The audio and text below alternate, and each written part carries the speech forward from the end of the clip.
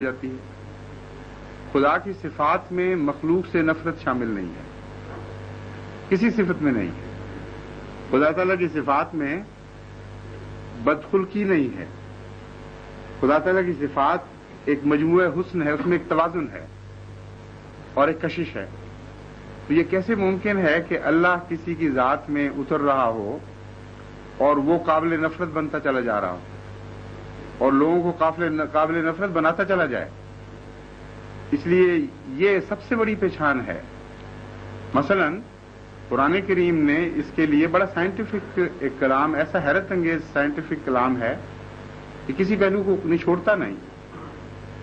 یہ بات کہنے کے بعد قرآن کریم پھر ایک نمونہ رکھتا ہے سامنے اور فرماتا ہے کہ اللہ کو اپنانا، اللہ کی صفات کو اختیار کرنا، اگر تم اپنے انسانوں میں سے کسی میں سیکھنا چاہتے ہو تو اس کے لیے ایک ماڈل ہے، اور وجہ اس کی یہ ہے، بہت ضروری چیز ہے۔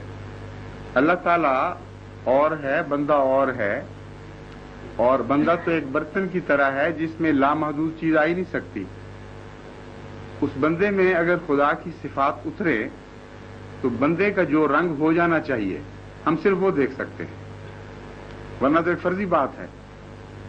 تو اللہ تعالیٰ فرماتا ہے کہ دیکھو حضرت صلی اللہ علیہ وآلہ وسلم کی مثال دے کر کہ یہ وہ رنگ ہے جو ہو جاتا ہے جب خدا سے محبت پیدا ہو جائے۔ یہ وہ اسوہ ہے جو خود بخود ظاہر ہوتا ہے جب سچا خدا کا عاشق ہو۔ اس لیے صرف تمہارا دعویٰ کہ ہم اللہ کی طرف جا رہے ہیں، خدا سے محبت کرتے ہیں، خدا سے عشق کرتے ہیں، قابل قبول ہو نہیں سکتا جب تک کہ جنہوں نے اس دعوے کو سچا کیا ہے ان کی پیروی کر کے نہ دکھاؤ۔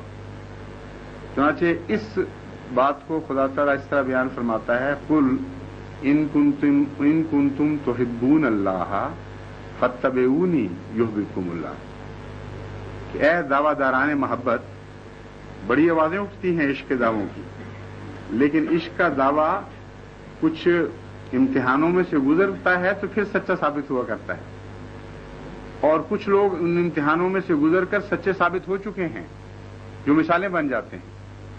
مثلا مجنوں نے عشق کیا، وہ ایک مثال بن گیا اور کئی زبانوں کی شاعری اس سے متاثر ہوئی۔ تو قرآن کریم نے بھی عشق کی ایک مثال قائم کر دی۔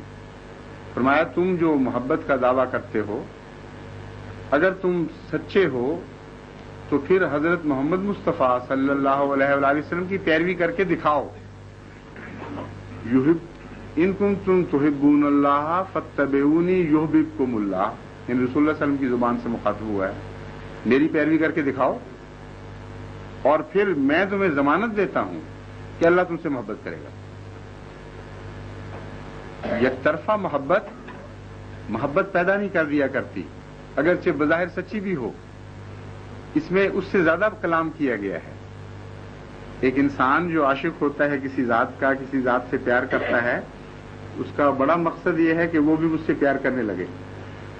تو اللہ تعالیٰ فرماتا ہے کہ صرف تمہاری محبت کی سچائی کی میں تصدیق نہیں کروں گا، میں تمہارا مقصد اعلیٰ، یہ محبت کا جو مقصد اعلیٰ ہوتا ہے وہ پورا کر دوں گا۔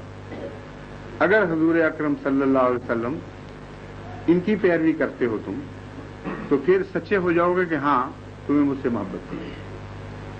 اب اس پہلو سے جب حضور اکرم صلی اللہ علیہ وآلہ وسلم کا اسوہ دیکھتے ہیں تو آپ کو اللہ تعالیٰ رحمت للعالمین فرماتا ہے۔ رحمت للعالمین بن کیسے سکتے تھے جب تک رحمان سے سچا پیار نہ ہو؟ یعنی خدا کی ہر صفت کے بدلے ایک صفت حضور صلی اللہ علیہ وآلہ وسلم کو عطا ہوئی۔ جب آپ الحمدللہ رب العالمین الرحمن الرحیم کہتے تھے تو پورے سچے دل سے رحمان کہتے تھے اور رحمان بننے کی کوشش کرتے تھے، کیونکہ اگر کوئی انسان تعریف کرے اور وہ بننے کی کوشش نہ کرے تو تعریف جھوٹی ہوتی ہے۔ تو پورے سچے دل سے رحمانیت پر غور فرماتے تھے، دیکھتے تھے کہ رحمانیت کے تقاضے کیا ہیں، اس کا مفہوم کیا ہے، اور ان کو پورا کرنے کی کوشش کرتے تھے۔ مثلا رحمانیت کے تقاضوں پر غور کرتے ہوئے آپ کی اس بات پر نظر گئی کہ خالق اپنی مخلوق سے پیار کرتا ہے، اور بعض رحمانیت کے جلوے ایسے ہیں جو مومن اور غیر مومن دونوں پر برابر ظاہر ہوتے ہیں. انسان اور غیر انسان سب پر جلوہ گر ہوتے ہیں. جس قدر آپ نے رحمانیت کی معرفت میں ترقی فرمائی اتنا ہی خدا کی طرف سے بڑا انعام ملا. چنانچہ آپ کو رحمت للناس نہیں فرمایا بلکہ رحمت للعالمین فرمایا. عالمین میں حیوان بھی آ گئے, عالمین میں کائنات کا پورا تصور آ گیا, جس کا مطلب یہ ہے کہ آپ کی معرفت تمام دوسرے نبیوں سے زیادہ تھی, اس لیے آپ پر زیادہ رحمت ہوئی. ایک تعلق ہے انسان کا خدا کی صفات کو سمجھنا اور مقابل پر خدا کا انعام ہونا, ان کا ایک براہ راست واسطہ ہے. اس لیے اس میں کوئی آربیٹری فیصلہ نہیں ہے اللہ تعالیٰ کا کہ پہلے نبیوں کو پر تو قومی رحمت کے طور پر جلوہ گر ہوا اور حضرت محمد مصطفیٰ صلی اللہ علیہ وآلہ وسلم پر عالمی رحمت کے طور پر جلوہ گر ہوا.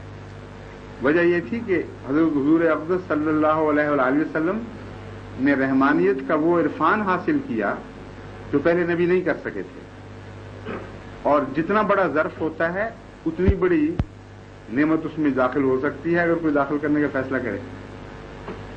تو یہ ہے صفات باری تعالیٰ پر غور, اور صفات باری تعالیٰ کے نتیجے میں جو وجود پیدا ہوتا ہے وہ محمد مصطفیٰ صلی اللہ علیہ وسلم. اس لیے یہ کیسے ہو سکتا ہے کہ مذہب خدا سے تعلق کی خاطر قائم ہو, ایک نمونہ سامنے قائم ہو جائے, اور مذہب کا نتیجہ یہ نکلے کہ زحمت للناس یا زحمت للعالمین. وہ بات ہی جھوٹی ہے, وہ سارا فلسفہ غلط ہے جو انسان کو انسان سے نفرت پر آمادہ کرتا ہے.